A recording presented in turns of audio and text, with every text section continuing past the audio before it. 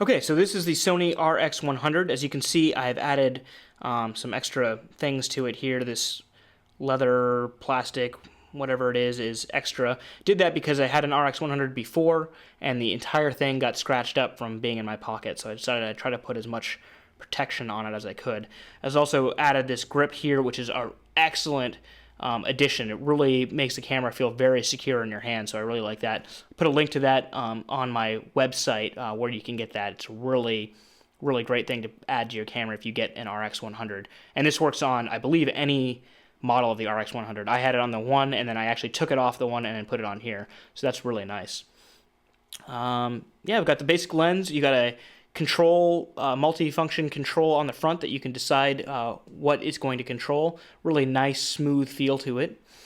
Along the side of the camera here, we've got the multi-data port, which is a USB cable, which is also how you charge the camera, which actually can come in really handy if you're traveling.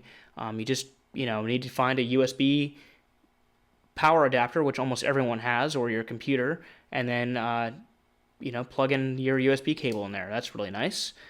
Got the HDMI on the side, and then we've got the standard controls on the back here, and then the screen does articulate. It tilts up, it tilts down, then you can tilt it all the way up.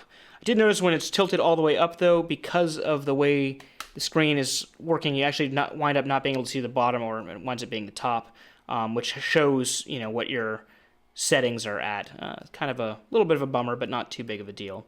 Along the top, we've got the pop-up flash, and then this being the RX100 Mark III, we do have the pop-up viewfinder, which is kind of a nice feature. I find that actually I didn't use it as much as I thought I would have, but it's kind of nice to have. It's amazing that they fit it into this tiny little body, that is for sure. Got the mode dial up here. It feel like it's all metal along the top. Feels pretty good. I mean, it definitely feels like a premium camera. Let's go ahead and turn it on. So this camera does not feature a touch screen, but they've done a fairly good job of allowing you to control the camera.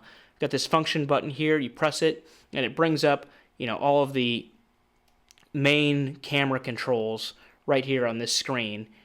And then you can click in and then change the settings. So that's pretty nice. We've also got the menu, which is well laid out, and I think an improvement over the last menu because you can click up to the top there and then scroll to each different section on the menu. So that's nice. You can also go through the entire menu just by clicking through. But I do like that you don't have to scroll up and down and not be able to see what's on the next page. You just click over and the pages are sequential like this rather than being a list that you scroll down. I think that's a really good design.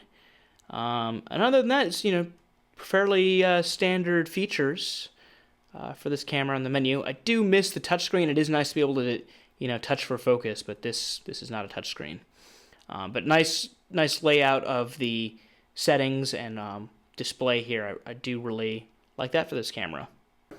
Okay, so let's look at how you set up Wi-Fi mode. There's actually two different Wi-Fi modes for this camera. One is to control the camera, and the other is to transfer your images. So I'm going to show you the transferring the images first. I'm not going to go through the whole thing, but I'll just show you where it's at. So you just go here, and then you can see this little icon here that shows the sort of Wi-Fi signal. Click over there, and then you can choose to send it to your smartphone, send it to your computer, and then you can either decide which items are going to be sent to your phone by using the select on this device or select on your smartphone, where you can view it all on your smartphone. That's a pretty nice feature. It is really handy to be able to select it on this device, and then it just automatically transfers to your phone after you make the Wi-Fi connection. But in this case, I want to show you the remote app. So if we go there to the applications list, and you click applications list, and then you do smart remote. One thing that's important to remember is whatever settings you set your camera to up here, I think it will remember that it's in movie mode, but all of the other settings you have to redo in this application mode because it uses different settings in the application mode, which is very confusing. Anyways, so here on the iPhone, we need to go, and it does not go through the router that you have at work or at home. It's a direct connection from your phone to the camera. So we click on Wi-Fi.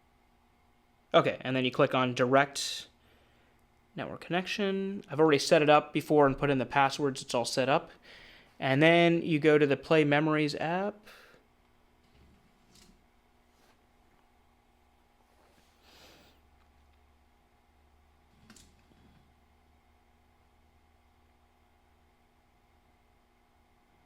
Okay, so here we are in movie mode. It is nice that the screen of the camera does stay on, so that if you're trying to record yourself and you've got the screen flipped up, you can still see on the camera and on your phone what you're recording. Unfortunately, you do not get very many settings when it comes to adjusting the camera. You basically have got zoom, and then you've got exposure compensation. Just by clicking here, you can clicking here. I don't remember how you adjust the... There we go. You can adjust the exposure compensation. But other than that, now you can add the grid lines, so you can see the rule of thirds grid lines. But other than that, that's pretty much it. Just that and record. A little bit disappointing because this is a super powerful video camera.